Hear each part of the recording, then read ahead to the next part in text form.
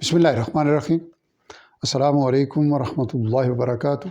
मज़ामीन कुरान के सिलसिले में इंशाअल्लाह अज़ीज़ हम आज की नशिस्त में सूरह आल इमरान के 12वें रुकू जो कि चौथे पारे का तीसरा रुकू है और आयत नंबर 110 से लेके 120 पर मुश्तमिल है। पिछले रुकू में अहले ईमान को ये हुक्म दिया गया कि तुम अपने अंदर से एक बाइख्तियार जमात को मामूर कर दो कि वो खैर की दावत दें, नेकी को नाफज करें और बुराई से रोकने का माहौल पैदा फरमाएं। अब इसी बात को एक और उसलूब में फरमाया कि जो सूरह बकरा में यूं इरशाद फरमाया गया था कि वक़ज़ालिक जअलनाकुम उम्मतन वसता, गोया अहले किताब को माजूल करके एक नई उम्मत को मामूर करने का हुक्म था।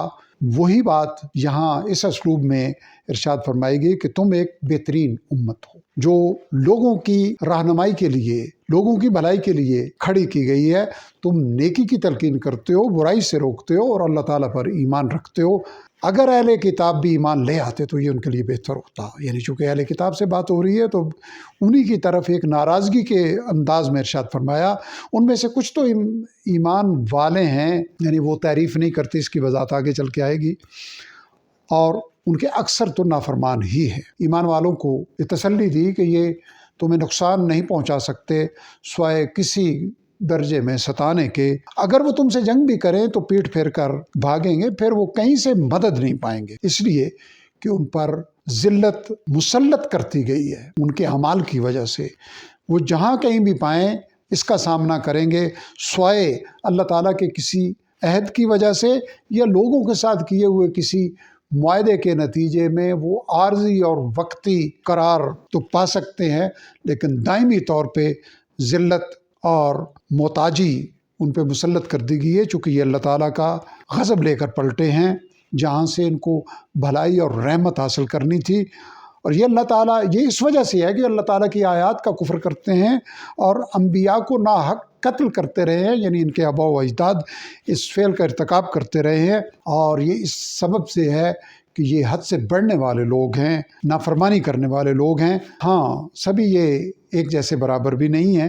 अहले किताब में से ऐसा गिरोह भी है जो अल्लाह ताला की आयात को रात के वक्त में तिलावत करते हैं, यानी तौरात की, और अल्लाह के हुज़ूर सजदा करते हैं। वो अल्लाह ताला पर ईमान रखते हैं, क़यामत पर ईमान रखते हैं और नेकी की तलकीन करते हैं, बुराई से रोकते हैं, भलाइयों में सबकत ले जाने की कोशिश करते हैं। यही लोग ही नेकोकारों में से हैं। यानी ये वो लोग हैं कि जो बिल आखिर ईमान की तरफ आ जाएंगे और वही आखिरकार ईमान के दायरे में भी दाखिल हुए। फरमाया कि ये लोग कोई भलाई भी करेंगे तो उसकी नाकदरी नहीं की जाएगी। अल्लाह ताला परहेज़गारों से खूब वाकिफ़ है। यकीनन वो लोग जिन्होंने कुफर किया, उनके माल और उनके औलादें उनके कुछ काम नहीं आएंगी। ये अहले जहन्नुम है, उसमें हमेशा रहेंगे। इनकी में ये लोग जो खर्च करते हैं, यानी बज़ाहिर अल्लाह के रास्ते में खर्च करते हैं इस दुनिया की ज़िंदगी में, वो एक ऐसी हवा की मानद है कि जिसमें सख्त सर्दी हो, यानी ठिठुरने वाली हवा हो, और वो किसी कौम की खेती पे जब वो हवा जा पड़ती है, जिन्होंने अपने आप पर जुल्म किया तो उसे हलाक कर छोड़ती है। अल्लाह ताला ने ऐसे लोगों पे जुल्म नहीं किया, ये लोग अपने आप पर जुल्म करते हैं। और अहले ईमान को तंबीह फरमाई कि ईमान वालों, अपने सिवा यानी अहले ईमान के सिवा किसी को राजदार न बनाओ। अगर ऐसा करोगे तो वो तुम्हारी बर्बादी में कोई कमी नहीं छोड़ेंगे। ये चाहते हैं कि तुम मुसीबत में पड़ो।